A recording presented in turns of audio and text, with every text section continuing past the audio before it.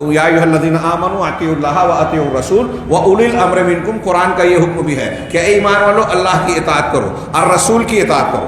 دونوں جگہ دیکھیے، غور کیجیے، قرآن نے کہا اطیعوا اطیعوا، دہرایا، تکرار کیا، یعنی اللہ کی اطاعت مستقل ہے۔ اللہ بذات خود اطاعت کا حقدار ہے، وہ تو معبود برحق رب ہے، اس لیے حقیقی اطاعت کا حقدار وہی ہے۔ اور اللہ کے حکم سے مستقل حیثیت جناب محمد رسول اللہ صلی اللہ علیہ وسلم کی ہے کہ آپ کی بات مانی جائے، لیکن اولو الامر کی بات مستقلاً اطاعت کے لائق نہیں ہے، اسی لیے یہاں اطیعوا نہیں کہا، اطیعوا اللہ و اطیعوا الرسول و اطیعوا اولی الامر نہیں کہا، بلکہ وہ اولی الامر منکم کہہ کے ان دونوں اطاعتوں کے تابع بنایا کہ اللہ اور رسول کی اطاعت اصل میں کی جائے اور اولو الامر کی اطاعت ان کے دائرے میں کی جائے، ان کی ماتحتی میں، متابعت میں کی جائے۔ اولو الامر کون ہے؟ لمبی چوڑی بحث کا موقع نہیں ہے، یا تو حکام یا علماء، ان سے اطاعت کی جائے۔ اور اس کے فوراً بعد کہا، کچھ لوگ اس کو تقلید کی دلیل میں پیش کرتے ہیں کہ اس آیت سے تقلید ثابت ہوتی ہے کہ اللہ کی اطاعت، رسول کی اطاعت اور اولو الامر میں علماء بھی شامل ہے، لہذا امام حنیفہ، امام شافعی، امام مالک، امام احمد کی جو 4 ائمہ کی تقلید ہوتی ہے وہ اس میں داخل ہے۔ میری سمجھ میں نہیں آتا کہ قرآن کو کس طرح سے لوگ اس طرح جرأت کر دیتے ہیں اس کے معنی و مفہوم اور تفسیر بیان کرنے کی۔ جس وقت قرآن یہ نازل ہوا، ان 4 ائمہ میں سے کسی کا وجود تھا، صحابہ کرام نے اس پر کیسے عمل کیا، صحابہ کرام کو اس پر عمل کرنے کا حکم کیسے دیا گیا؟ سوچئے تھوڑی دیر کے لیے، یا پھر اس آیت کے ذریعے سے ہم یہ چلو تھوڑی دیر کے لیے مان لیا جائے کہ یہ ائمہ مراد ہے۔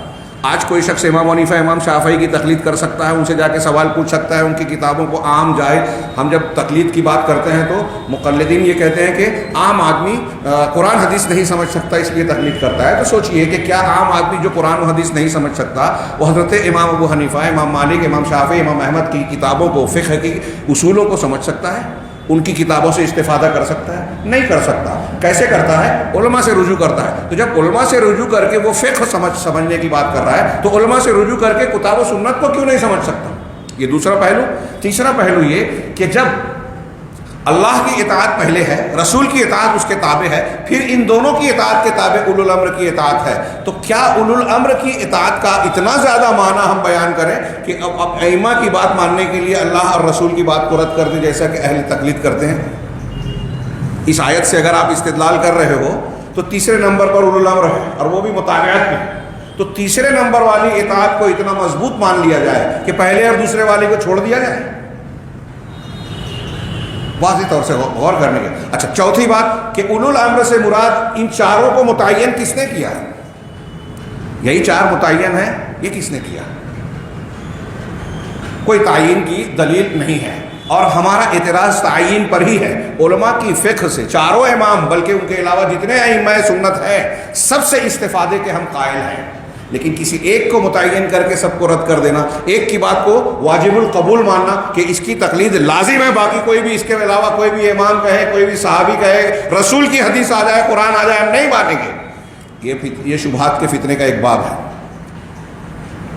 تو اللہ تعالیٰ نے جو کہا اولو الامر کی، اس کے فوراً بعد قرآن کی اسی آیت میں کہا گیا فَإِن تَنَازَعْتُمْ فِي شَيْءٍ فَرُدُّوهُ إِلَى اللَّهِ وَالرَّسُولِ، اگر تمہارا نزاع ہو جائے، تنازع ہو جائے کسی چیز میں، کسی مسئلے میں، تو فردوہ الی اللہ، تو لوٹاؤ اس کو اللہ کی طرف، رسول کی طرف۔ یہاں بھی دیکھیے کوئی آیت کے اس ٹکڑے سے بھی تقلید شخصی جو واجب قرار دی جاتی ہے اس کا رد ہو رہا ہے۔ اللہ کی اطاعت کرو، رسول کی اطاعت کرو اور اولو الامر کی۔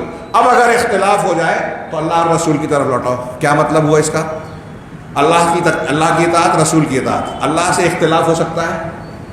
کوئی مسلمان اللہ سے اختلاف کرے گا یا کرنے کی گنجائش ہے؟ سوال ہی نہیں۔ رسول سے اختلاف کی گنجائش ہے؟ سوال ہی نہیں۔ تو اب تیسرا جملہ ہے اولو الامر، اور اس کے بعد تنازع ہو تو کیا کرنا ہے یہ بتائیں۔ تو اس کا مطلب ان تینوں میں سے تنازع یا جھگڑا کس سے ہوگا؟ اللہ سے گنجائش نہیں، رسول سے گنجائش نہیں، ان سے تنازع کر کے کوئی آدمی کا ایمان ہی سلامت نہیں رہے گا۔ اس کا مطلب یہ کہ اولو الامر سے اختلاف ہو سکتا ہے۔ قرآن کی یہ آیت بتا رہی ہے کہ آپ اگر تقلید کا معنی لے بھی لو تو اہل تقلید کے یہاں تو اپنے امام کے حکم کی یا اس کے اجتہاد کی مخالفت جائز ہی نہیں ہے۔ اصول میں یہ تکلیف دیا گیا کہ مقلد کے لیے اس کے امام کا قول ہی دلیل ہے، تو اب اختلاف کہاں سے کر سکتا ہے وہ؟ مطلب آپ کا بنایا ہوا یہ اصول قرآن کی تعلیم کے خلاف ہے۔ قرآن کہہ رہا ہے کہ اولو الامر سے اختلاف ہو سکتا ہے، اور جب اختلاف ہو تو کیا کرنا ہے؟ لوٹانا ہے۔ کہاں لوٹانا ہے؟ اللہ کی طرف اور رسول کی طرف۔ اللہ کی طرف لوٹانے کا مطلب اللہ کا کلام قرآن، رسول کی طرف لوٹانے کا مطلب اللہ کے رسول صلی اللہ علیہ وسلم کی احادیث صحیحہ ثابتہ۔ اس کا مطلب یہ بھی ہوا کہ ہمارے درمیان جو بھی اختلاف ہو رہا ہے اس کا حل اللہ اور رسول کے پاس یعنی قرآن اور حدیث میں موجود ہے۔ تھوڑی سی بحث پھیل گئی اصل موضوع سے، لیکن یہ بھی متعلق اس کے درمیان آتی ہے، حکمہ کے معنی میں بھی میں کر رہا ہوں، علماء اور ائمہ کے معنی میں بھی۔ تو میں یہ عرض کر رہا تھا کہ اللہ تبارک و تعالیٰ نے جب یہ کہا کہ اختلاف کو لوٹاؤ اللہ اور رسول کی طرف، اس کا مطلب اللہ اور رسول کے یہاں اختلاف کا حل ہے، قرآن و حدیث میں اختلاف کا حل ہے۔ آج ہمارے یہاں بہت سارے لوگ بولتے ہیں کہ اختلافات کا تو کوئی حل ہی نہیں۔ اگر اختلافات کا حل قرآن اور حدیث میں نہیں ہوتا تو اللہ تبارک و تعالیٰ کیا یہ حکم دیتا کہ اللہ کی طرف لوٹاؤ اور رسول کی طرف لوٹاؤ؟